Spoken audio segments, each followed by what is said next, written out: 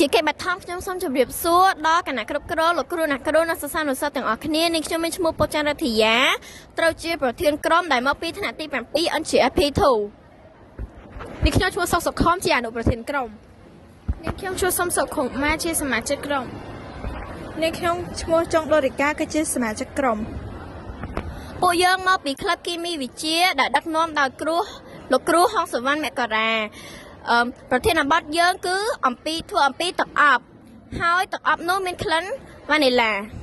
ហេតុដែលពួកយើងមកជ្រើសរើសប្រធានបទមួយនេះគឺដោយសារតែតម្លៃរបស់ទឹកអប់គឺឡើងថ្លៃហើយធ្វើឲ្យបងសិស្សានុសិស្សឬក៏និស្សិតគាត់មិនសូវមានថវិកាក្នុងការចំណាយទៅលើវាដូចនេះពួកយើងបានផលិតវីដេអូមួយនេះឡើងដើម្បីជាគំរូដល់គាត់ក្នុងការយកទៅផលិតខ្លួនឯងហើយនឹងបង្ហាញអំពីគុណភាពនៃផលិតផលដែលទឹកអប់មួយនោះគឺមានគុណភាពផលិតផលខ្ពស់ហើយតម្លៃសមរម្យហើយនឹងគាត់មិនត្រូវចំណាយថវិកាច្រើនក្នុងការផលិតហើយយើងទៅទស្សនារបៀបធ្វើទាំងអស់គ្នាចឹងនេះគឺជាវិធីធ្វើទឹកអប់ដែលជាដំបូងត្រូវយកទឹកអាល់កុលសម្រាប់ធ្វើទឹកអប់របស់យើងចំនួន 5.7 មីលីលីត្រយកចាក់ចូលទៅក្នុងដបហើយបន្ទាប់មកគឺយើងត្រូវការទឹកមេក្លិនដែលជាមេក្លិនវ៉ានីឡារបស់យើងចំនួន 4.2 មីលីលីត្រនៃសារ៉ាដូចគ្នាចាក់ចូលទៅក្នុងដបបន្ទាប់ពីចាក់ចូលហើយគឺយើងសង្កេតឃើញថាល្បាយទាំងពីរហ្នឹងគឺ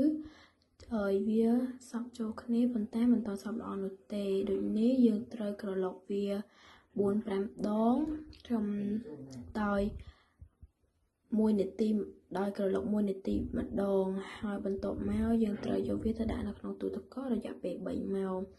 ហើយចំពោះការផលិតហ្នឹងគឺពួកខ្ញុំចង់ recommend ថា